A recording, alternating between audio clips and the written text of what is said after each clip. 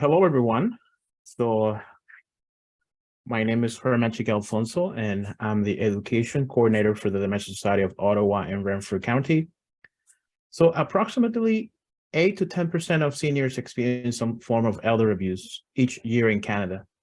Elder abuse is not just physical abuse. There are many forms, such as psychological, financial, sexual, and neglect. So to understand this topic in depth, we have invited our speaker today. She is Mary Chury from Elders Abuse Prevention Ontario. So just a reminder that if you have any question, you can type your question on the Q&A box or the chat box.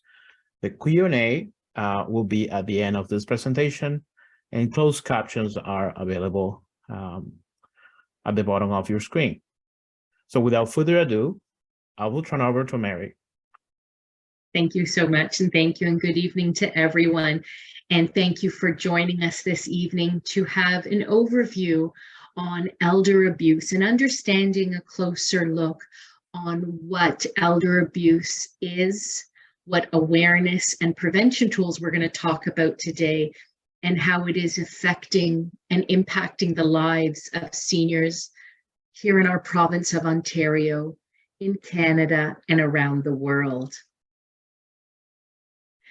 So we want to go over just a few things to talk about this evening. We are going to look at a bit of the prevalence on reported elder abuse cases, talk about some of the red flags to be aware of, look at what a victim or an abuser profile may identify to help us understanding when that is identified, as well as the dynamics of power and control in relationship.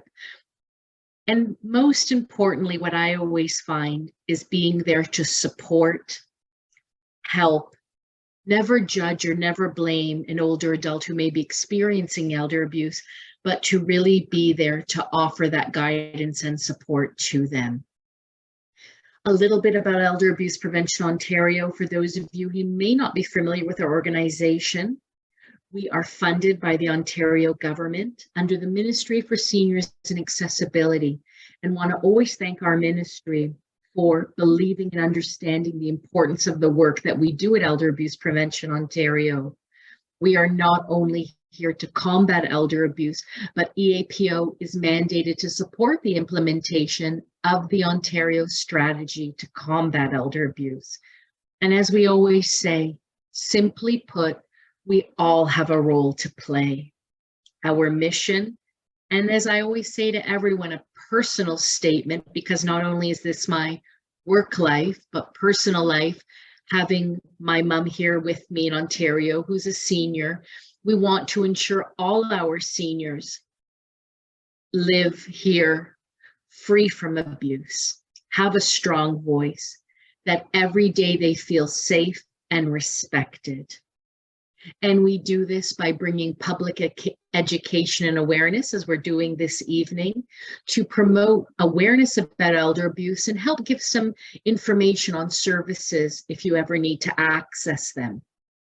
We are honored to train frontline staff from police partners, EMS, fire, hospital, pharmaceutical, OTs and PTs and social workers, and the amazing volunteers that work directly with seniors every day. We want to enhance their knowledge and skills to be able to respond effectively to elder abuse. And Elder Abuse Prevention Ontario continues to grow with partnerships across the province and across the country with different community service organizations, because we know the way forward is building partnerships and strategies together to combat elder abuse. I always like to begin by first helping us understand what is the definition of elder abuse. And we look to the World Health Organization, who has put this definition to tell us that this is a global epidemic. This is not just something happening in Ontario, nor in Canada, but around the world. There are two very important days that we always like to mark when we speak about elder abuse, one being June 15th, which is World Elder Abuse Awareness Day. So every year on June the 15th, we mark and acknowledge elder abuse prevention and awareness around the world. And on October 1st, International Day of the Older Persons, marked by the United Nations around the world. So not only are these two dates quite significant, but continue to shine the light on this global epidemic of abuse to our older adults. Where a single or repeated act or in a lack of an appropriate action occurring within any relationship where there is an expectation of trust now causes harm or distress to an older person. And what that means is an imbalance in a relationship over power and control. An older adult has put their trust into that relationship, and now that trust is misused. And all respect is gone, and they've lost their control to be able to make any decisions for themselves, because the abuser now has gained that control over all key decision-making aspects of their life. So in any relationship, if we have any imbalance of power, this is what it can look like, and most importantly, how it can feel to an older adult who may feel very alone and isolated. We want to understand that elder abuse impacts seniors residing in all homes, meaning if their home is in the community, if their home is in a long-term care home, or in a retirement home. Elder abuse can occur in any of these settings. Many people have said, well, is this new? Is this something that happened more so because of the pandemic? And truly, we can say that COVID-19 brought forward many issues of elder abuse, but these are issues that we have been dealing with for years and years and years. Well before the pandemic took over, older adults have been suffering from abuse and dealing with not only emotional, but physical and financial losses caused by someone they trusted in their lives. Our Canadian population continues to grow and age. So we grow with new life and new immigration coming to our beautiful country every year, but we're also aging as a country. And within the next 20 years, our population in Canada will grow by 68%. And once again, our 2021 census showed us older adults make up a larger population than do our newborns to 14-year-old children. And we will see that number by 2037 reach over 10 million for older adults 75 plus. So we know that if we do not begin to address and combat elder abuse now, we need to continue to set our future for all of us as we age, to put in strategies in place so no senior ever needs to feel or face abuse as they get older. Around the world, studies have showed us 1 in 6 older adults have reported one form of elder abuse or another. In Canada, our last study was done in 2016. And with Elder Abuse Prevention Ontario and partners across Canada, we are looking once again to provide a more wholesome study with up-to-date relevance and prevalence of elder abuse in our country. And remember, these are reported numbers that I can only give to you, meaning the cases that haven't been reported or seniors who were unable to come forward to report, those numbers don't come into those statistics. So we know these numbers are very underreported. When the study was done in 2016, we were able to see that emotional abuse was followed by financial, then physical, sexual, and neglect. And every stakeholder I've worked with will always say, I could see these numbers 2 to 3 times higher for the numbers that have not been reported. And then many will ask, well, why aren't seniors coming forward to report? Maybe if we spoke more openly and talked about it, we'd be able to have a bigger and better understanding of what is happening. We need to understand there are barriers to why many older adults do not come forward.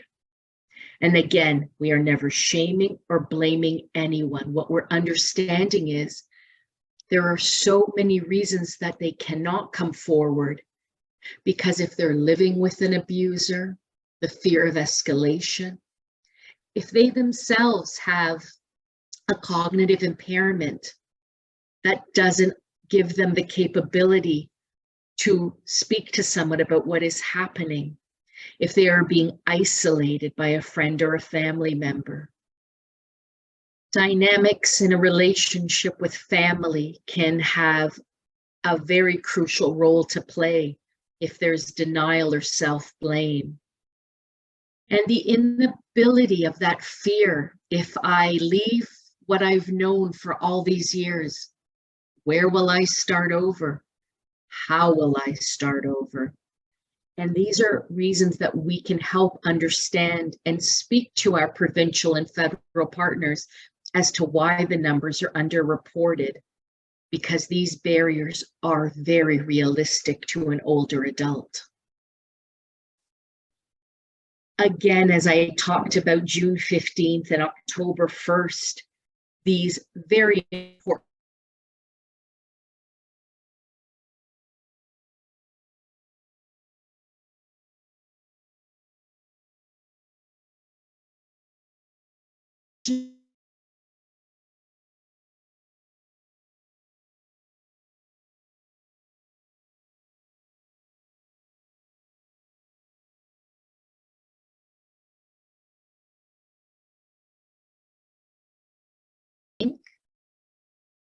ageism is a prejudice on how we feel, and ageism is a discrimination on how we act based solely on one's age.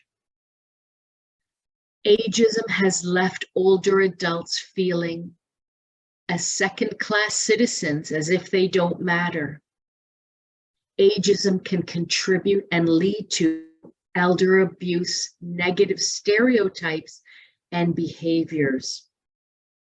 And working together with Canadian and international partners around the world, every day we want to combat ageism and the prejudice and discrimination it brings towards older adults.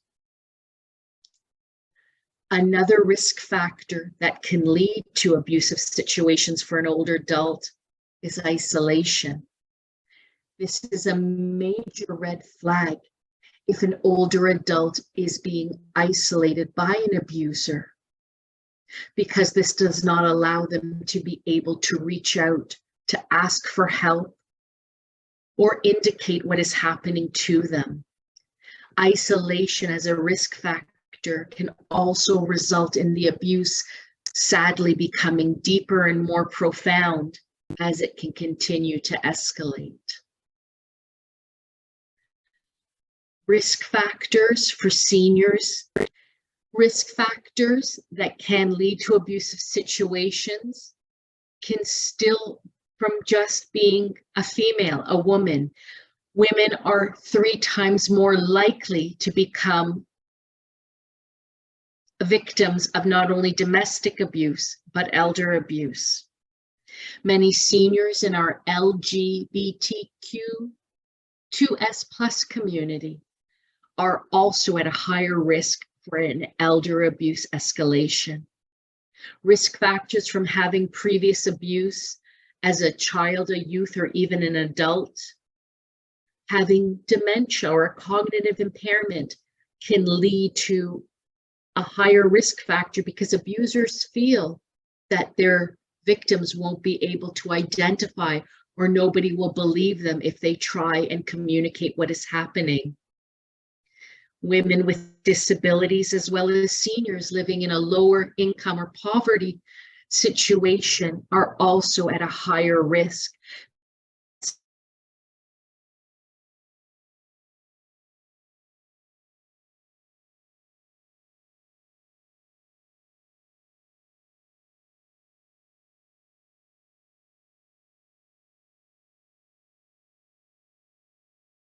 Where abuse can escalate and rise.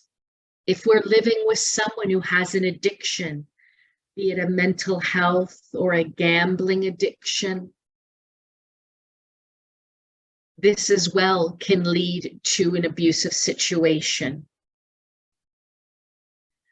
And caring for a partner who may have a deteriorating health situation, we have seen where caregiver burnout can happen and sadly also escalate if someone is not equipped or capable to look after a partner who does require care, and care sometimes 24 hours a day. The abusers themselves, when we speak about elder abuse,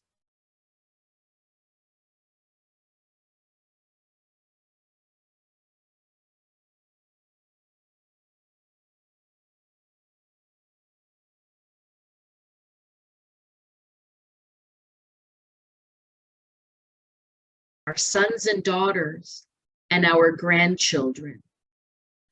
We've seen an escalation rise in elder abuse from friends or neighbors who become invested in a senior's life because they think there may be a financial gain for them, as well as caregivers from paid agencies or formal support services who have met a senior through work and then are looking to say if there could possibly again be a financial gain, becoming perhaps maybe more intimately involved with that senior. We know abusers are typically people who hold a position of trust within the senior's life because that gives them the opportunity to know the victim's physical and or mental vulnerabilities. Some of the traits that we look out for in trying to recognize what an abuser profile may be. Are they living off a senior, not paying perhaps any fair share of the housing costs or transportation costs by buying a vehicle and have had the senior pay for that? Are they themselves dealing with their own substance or gambling abuse concerns? Do they themselves suffer from any poor physical and or mental health or depression? Could they be prejudiced and have ageist attitudes, which would lead them to the lack of understanding of the aging process and the care and love and patience that that requires? Have they themselves been a victim of past abuse and continue to use these abusive behaviors? With training, policing partners and hospital partners, we always want them to understand that an abuser may appear very controlling and never wants to have the senior left alone or interviewed alone because they don't want to be found out. So they will always have that very controlling aspect over that person's life. Some of the forms of elder abuse that I know we spoke about at the beginning of the introduction, I'm just going to go into a little bit of a high-level understanding of each of them and what they mean, from the financial, emotional, physical, sexual, and neglect. And sadly, multiple forms of these abuses can occur at the same time. The rise of financial abuse is showing us that this is where a senior who maybe has given consent or not has resulted in them having a monetary loss of finances or property and that monetary gain goes to the abuser. Signs to look out and recognize, to be aware if there's ever been a fraudulent signature on a document that they were not aware of. Did they allow someone to have access to their bank accounts to pay bills and help manage their finances, such as giving them a power of attorney, and that person misused that trust that was given to them and is not using that money to pay bills, but rather gaining their own monetary gain? Has there been any changes in documents such as a will, a deed to a home or property or financial assets that a senior has been forced into signing or has been forged? Physical and emotional abuse, psychological abuse, these forms of abuse sadly will always tie in with financial, especially the emotional and psychological, because an abuser will want to lessen the dignity and self-worth of a senior so they can have further control over their finances and their lives. We want to be aware of emotional signs of abuse if we're concerned about a senior who may have increased fear or anxiety. Are they being isolated from friends and family? Has there been an unusual change in sleeping and even eating patterns? Do they seem more withdrawal than normal, with not wanting to, as communicate or share with us? And we see that those emotional signs of abuse may be happening.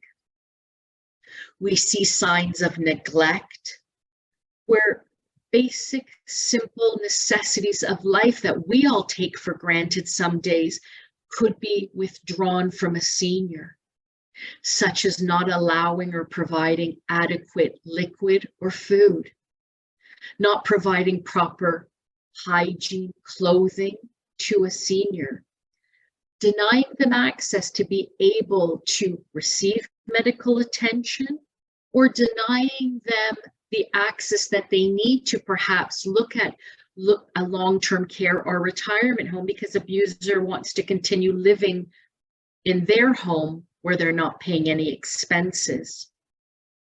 Neglect can also mean leaving someone in an unsafe place with no access to food or water, or even to using a washroom. So these are some of the signs that lead us to want to ensure no senior is living in any neglectful environment. Physical abuse, where we could see violence or rough handling.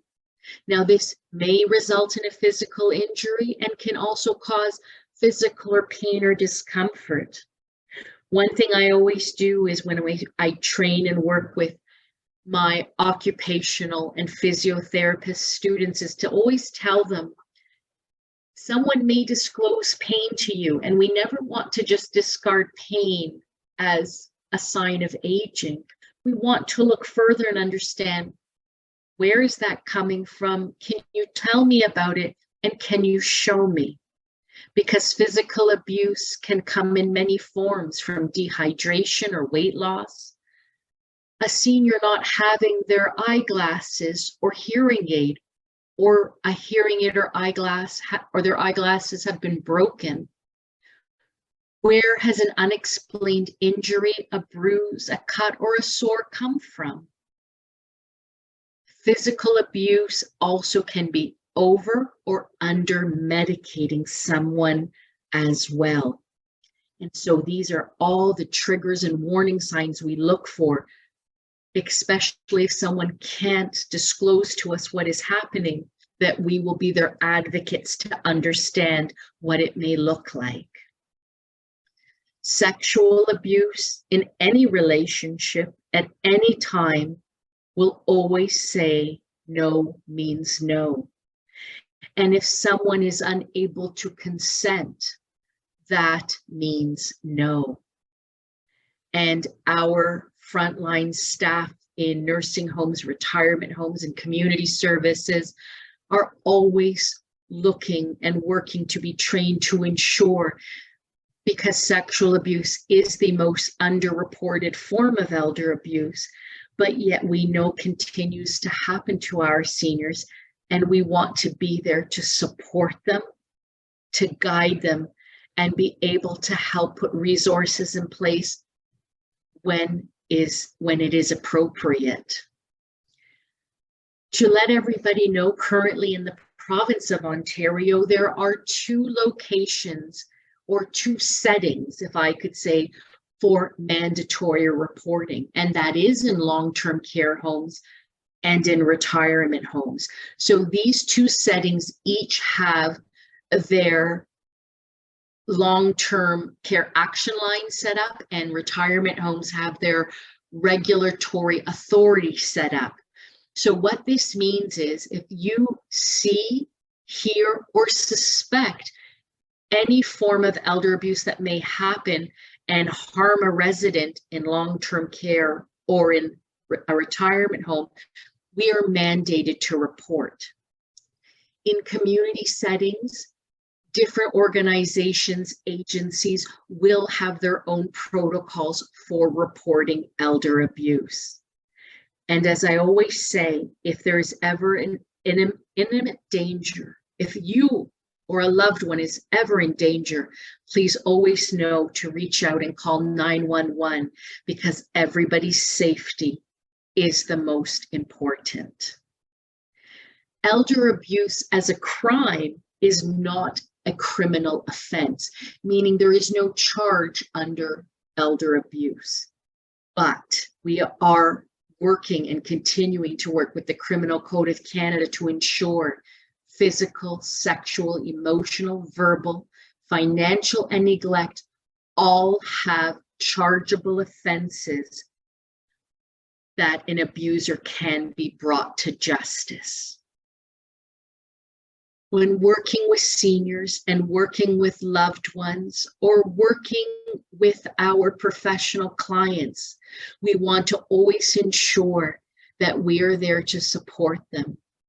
That when a senior is ready or would like to disclose to us that they are in a location that they feel comfortable to speak to us to, we want to always start with a place of safety and keep an open door conversation, because this may not be a one-time conversation that we have, that future conversations will lead to us being able to further understand what is happening in their lives.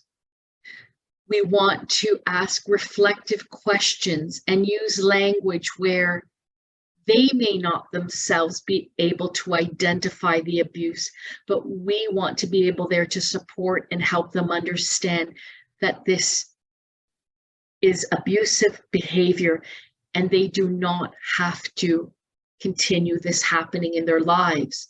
We want to build that rapport and to show them we care and we want to help. We've developed an array of questions to help frontline workers be able to start that conversation so they feel comfortable to ask an older adult if they're in any fear, if they could help make things better and change things. What would that look like? What are things happening in their lives that could be potentially making them feel uncomfortable or walking on eggshells? Simple, caring questions by asking someone, how are you sleeping? Have you been eating? Have you been taking your medications? Begins to build rapport, confidence, and trust to work together. Some of the most important words that you can say to a senior is, how can I help?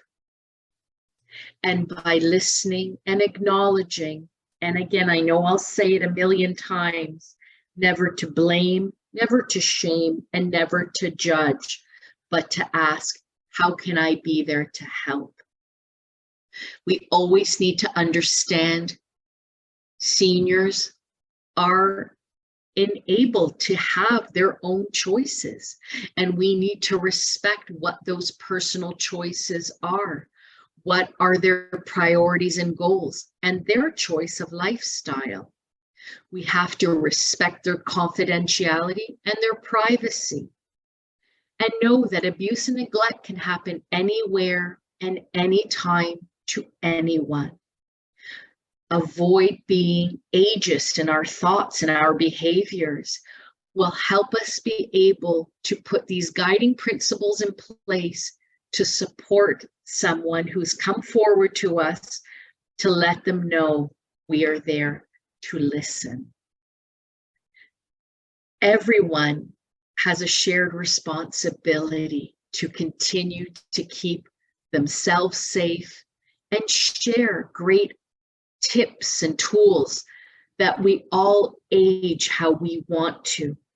We want to always continue to stay active and connected with friends and family and be active in our communities, however that makes us happy, from going to community libraries to becoming part of a seniors group, or continuing to visit places of worship that are important to us.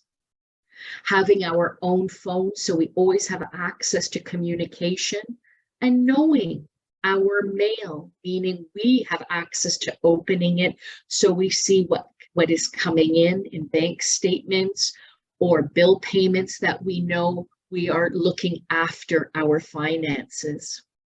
Always be familiarized with services for seniors. If and when you'd like to access something, you know what's available. Taking control of your own decisions and your health care by speaking to your family or friends and letting your wishes be known. When we need help, that we know it's okay to ask for it, that is not a sign of weakness, that is a sign of strength. And if something feels wrong, if you're concerned about someone, or you yourself are worried you're in an abusive situation, know that you can reach out to a friend or family member you trust, and that we also here in Ontario have the Senior Safety Line that is available for you to reach out day or night.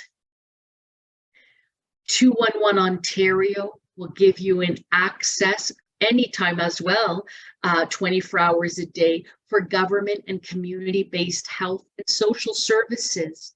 So if you are looking for programs, activities, or a community clinic where perhaps there's physicians specializing in geriatric care, you want to become part of a program in your area, you're looking to see if Meals on Wheels may be an option, or how do I become able for transportation with a seniors program.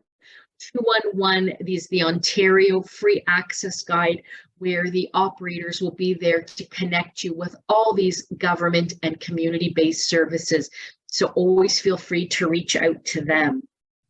And as I had just mentioned, the Ontario Senior Safety Line is anonymous, it's confidential, and we are available 24 hours a day, 7 days a week to talk.